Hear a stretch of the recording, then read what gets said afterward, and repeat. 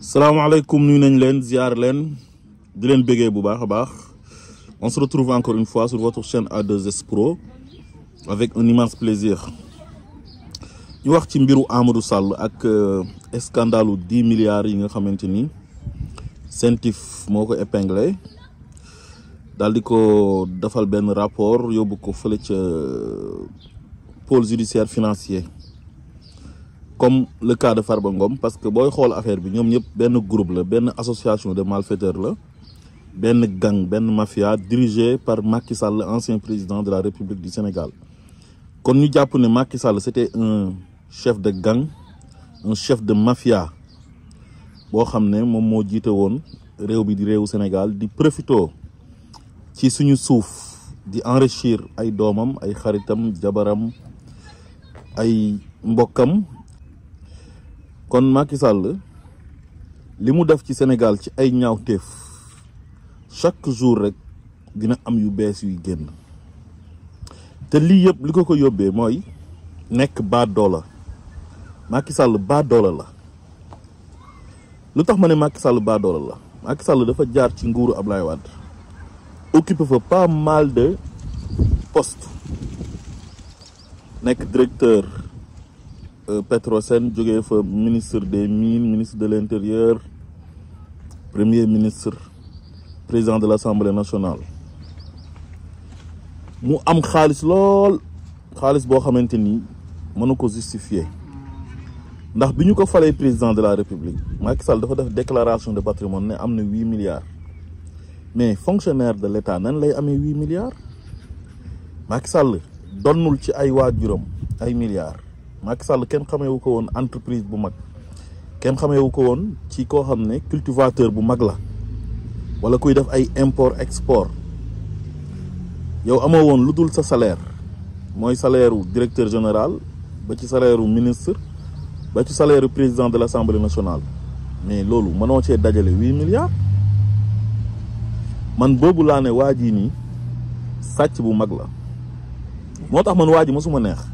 bi mu nekkee premier ministre tamit nu mu doon jaayee doole nekk baa doola xam nga baa doola rek lay nguur di bewloo dem di voter sans carte d'identité di jaay doole ne damay voter par force te kooku kat moom moo waroon a joxe le bon exemple citoyen bu amul carte d'identité waroo voter bu demee fàtte carte d'identité ñu ne ko monsieur le premier ministre vous avez oublié votre carte d'identité mais am na ay moyens su fekkee Dakar la ko fàtte seen kër ma nga Fatick demal seen kër nga toog nga yónni sa chauffeur taf mu dem jëli carte d'identité bi ñëwaat jar na sax mu ànd ak sa soxna dem loolu moo nekkoon loo xam ne moo koy yëkkati ba ci kaw waaye baa doola la te Macky Sall nekkul nit kuy sant yàlla te yàlla daf ne la in shakartum la azidanakum wala in kafartum inna azabi la shadid bi mu jëlee réew mi ba jekku li mu njëkk a def mooy dal ci famille Abdoulaye Wade doomu Abdoulaye Wade la njëkk a attaqué muy Karim Wade donte waxuma ne Karim Wade kenn waru ko woon a topp reddition des comptes waroon na am parce que mu ngi doon gérer deniers publics papaam joxoon na ko ay ministère joxoon na ko l'ANOCI te suñu waxantee dëgg ay scandale am na fa waaye nag nañ ko jaarale ci yoon mais Macky dafa ñëw yàkkamtee fayu dal ci kaw Karim Wade ak njabootu Abdoulaye Wade donc nit lépp looy def doo ko def parce que man damaa yore état damay jaay doole mais dañ koy def dans les règles de l'art nga teg ko ci yoon bañ a jalgati yoon acharné wu ci kaw Karim Wade ba génnee ko dëkk ba donte Karim Wade après à la dernière minute ñëwaat na ànd ak moom tuumaal Amadou Ba ne moom moo ger waa conseil constitutionnel dal ci waa kaw conseil constitutionnel en tout cas ñoomi nen la waaye ñun lu ñuy dénoncer rek mooy ñaawteef yi nga xam ne daan na ko def te tegu ko ci yoon beneen bi mooy arrogance am ak bewam yóbbee na ko ba mu dem ne ba mu jàpp ne moom Sénégal moom Macky Sall parce que xam nga lu tax mu gënoon a yëg boppam dafa am ay sëriñ yu nekk Sénégal il faut oser le dire yoo xam ne dañ doon gëmloo Macky Sall ne ko yow tu es indispensable maanaam yow yaa gën ci réew mi yaa fi gën a baax yaa fi ëpp xam-xam boo fi jógee keneen du fi toog ci niñ doon doxalee ak moom du ñëpp nag je vais pas mettre tout le monde dans le même sac comme j'ai l'habitude de le dire chaque règle a une exception mais Macky dafa am ñu ko doon encourager Sénégal dewloo ko ba Macky Sall xalaata taal Sénégal ci mbiru mërs dal ci kaw Ousmane Sonko te ñoom ñoo gën a bon Ousmane Sonko ñoo gën a yées Ousmane Sonko parce que mënuñoo teg seen baaraam fenn ne Ousmane Sonko sàcc na xaalis wala sàcc na suufu Sénégal te pourtant fa mu nekkoon moom président Diomaye amoon nañ possibilité pour nekk ay milliardaire am ay suuf am xaalis bu bëri ay nit di leen ger mais defuñ ko te pourtant dal nañ ci seen kaw fexe ba dugal leen kaso te pourtant ñoom ñoo mérité woon kaso Macky Sall ak doomam Amadou Sall ak Farba Ngom ak ñoom Tahirou Sarr seen association de malfaiteurs boobu ñu àndaloon di sàcc xaalisu Sénégal yi di ko jëlee trésor di ko paasante ci seen biir ñoom ñoo mérité prison ñoom ñoo gën a bon luñ doon wax Ousmane Sonko ñoom luñ doon wax Ousmane Sonko lu gën a bon lu gën a yées moo nekk ci ñoom Ousmane Sonko amul benn tâche buñ ko mën a takkal te pourtant jéem nañ ko fi yàq tey nag seen bës a ngi nii ñëw na gis nga nit booy def lu bon tôt ou tard tu vas le payer xam nga Macky Sall dafa war a xam ne bi àdduna bi sosoo ba léegi amul benn njiit bu mas a ñëw di bundu xataal askanam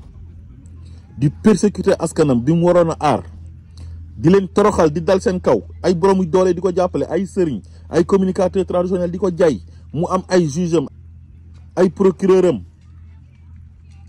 yu koy dalal ci kaw nit ñi am police am gendarmerie am téye administration bi di def lu leen neex kuñ bëgg a fagaagal la dal ci sa kaw amul benn njiit ci àdduna bi sosoo ba léegi ku mas a teg askanam coono yi Macky Sall teg askanu Sénégal ba pare di mujjee fu rafet moom moo fi toogoon en 2021 nañu Amadou Sall c'est un chômeur jamono jii nii liggéeyul am na ay diplôme am kooku mu ñu doon wax naan ñu doomam la jàng na ba pare am na ay diplôme te amul liggéey kooku la jël benn terrain jox ko kooku jaay ko am ci 10 milliards ñu def mbiru bandi jàpp ne kenn du xam lan lañ def fekk enquêteurs yi bu ñu enquêteurs dinañ xam ne ay prête-noms la ñu ut dañoo jël terrain bi def ko ci turu benn xaritu Amadou Sall bu tudd Abdou Karim Mbacké nag bu ñu koy wax bokkut ak Abdou Karim Mbacké bu mag ba doomi Sëñ Fallou mais kii Abdou Karim Mbacké la xale la xaritu Amadou Sall la biñ ko defee ci turam après jël terrain bi jaay ko Farba Ngom 10 milliards am benn xale bu jigéen bu ñuy wax Ndeye Seynabou Ndiaye moo doon jëflante ak Farba Ngom ubbi compte ci turam ba pare defaral Amadou Sall procuration Amadou Sall di ñëw di tubb xaalis bi di dem mais loolu yomb na xam mais loolu yëfu cuune la un crime n'est jamais parfait léegi bu ñu gisee ne Ndeye Seynabou Ndiaye mii mënul justifier xaalis 10 milliards mais loolu yomb na comme man ma amoon 10 milliards au Sénégal te aw ma entreprise aw ma dara loo xamante ni mooy mën a justifier na man war naa mën a am 10 milliards mais loolu bu ñu gisee ne defal na Amadou Sall procuration mais loolu day neex a xam dañuy xam ne prête-nom wu Amadou Sall la Abdou Karim boobu noonu su mënul justifier ne moom war na mën a am activité yu ko mën a may suuf boo xam ne mën na kaa jaayee 10 milliards mais dafay daanu Farba Ngom loolu lañ ko jàppee parce que dafa am xaalis bu bëri boo xamante ni ay transaction la yu jaar ci compte am ak compte Tahirou Sarr ñu koy passante te mënuñ ko justifier xaalis bu jógee ko trésor public naa fekk yi daal di défendre Farba Ngom ak Tahirou Sarr naan xaalis bu jógee ko trésor public kooku xaalis bu lew la mais waxu leen dëgg yéen ñëpp képp ku ko wax da ngay fen am na benn scandale bu bees bu génn temps yi rek dinañ ci ñëwaat maa ngi dégg Daouda Djigal doon ci wax mooy ay agent de trésor yoo xamante ni dañ doon def ay njuuj njaaj foofu di génnee ay 500 millions di encaisser ay nit ne dinañ leen defal chèque trésor pour ñu dem retirer xaalis gis nañ fi kaaw Tabaski Ngom muy génnee ay 700 millions di ko jox Moustapha Diop kon ku wax ne xaalis bu jógee koo trésor jaar na yoon waxoo dëgg da ngay fen ñu fi nekk di défendre ay sàcc di défendre ay bandits di défendre ay saay-saay c'est des traîtres sénégalais yi ni ñu sonnee nekk ci ay jafe-jafe Macky Sall ñëw fi ànd ak benn gangam dagg suufu Sénégal séddoo jël xaalisu Sénégal sàcc di jàpp nit ñi di tëj di dóore di raye di toroxal nit ñi di dàq nit ñi seen place su liggéeykaay injustement jël justice bi téel ko boppam ku ko neex tëj ku ko neex tuumaal ku ko neex toroxal ngeen taxaw tey ne da ngeen koy défendre képp kuy défendre Macky Sall ak njabootam ak ñu mu àndaloon traître nga workat nga bëggoo Sénégal man maa ko wax. waaye Macky Sall sa bés bi man dama jàppoon ne tôt ou tard dina ñëw parce que gis nga nit booy def lu bon résultat bi égal lu bon coono yi nga teg Sénégal yi toroxal yi nga toroxal Sénégal yi tooñ yi nga tooñ Ousmane Sonko ak ay partisans yam ak ay sympathisants yam yoo xam dañoo am droit ànd ak moom nga jàpp leen di leen tëj di leen jiiñ ay forces spéciales di leen jiiñ ay rebelle di leen jiiñ ay terroriste ndeke yow yaay terroriste économique bu mag bi yaag ñi nga àndal yow yaa jël suufu Sénégal boo xamante ni Sénégalais yëpp ñoo ko bokk nga jox ko sa doom mu jaay ko 10 milliards ba pare di ko nëbb ay bandi ngeen ay saay-saay ngeen te ku ko wax ñu ne la waroo kaa wax. man dinaa toog man koo xam ne baadoolo la tekkiwul dara di jël sama suuf man suuf gi nga xam ne ñu ñëpp ñoo ko bokk di ko jël di ko jox doomam mu koy jaayee 10 milliards di dem di recruter ay nervi moom Amadou Sall di dem di deal ak ay ñoom Barthélemy Diaz di comploter contre Ousmane Sonko ci këram di def seen ay yu bon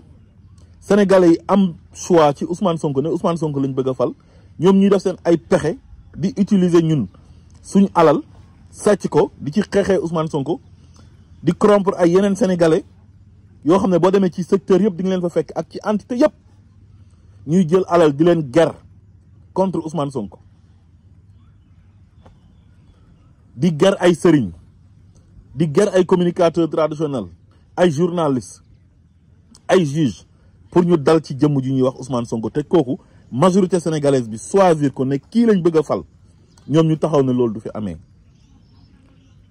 ndekete boobu ñu ngi def seen ay yu bon ndekete boobu li ñuy tuumaal Ousmane Sonko dara amu ci te ñëpp xam nañ ko loolu moo tax sénégalais yi génn xeex ñiy def seen ay yu bon ba pare ñu jàpp ne loolu dafay nekk loo xam ne dafay impuni loolu du fi amee de maa ngi waxaat le président de la république Bassirou Diomaye Faye et son premier ministre Ousmane Sonko xam nañ ne ay góor ngeen kenn mënu leen a teg pression kenn mënu leen harceler ba ngeen dellu ginnaaw parce que ku war ñay ba wàcc ko lépp loo waraat dafay ndaw ci yow bu leen mës a dellu ginnaaw te xam naa ne du ngeen ko def mais dañ leen di rappeler rek dañ leen di fàttali bu leen mës a cédé ci pression ak ku manti doon moo xam sëriñ moo xam ay homme d'affaires rek ay lobbeeg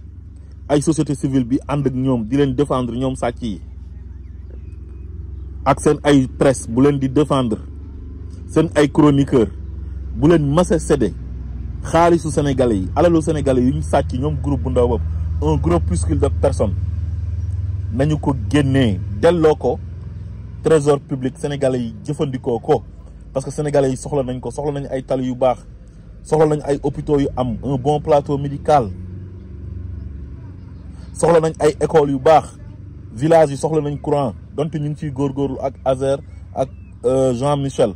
soxla nañ ndox donte docteur Cheikh Tidiane Dièye mu ngi ciy góorgóorlu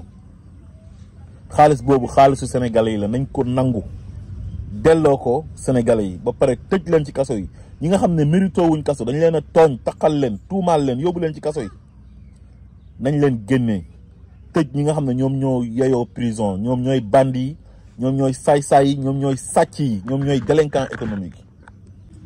asalaamaaleykum wa rahmatullah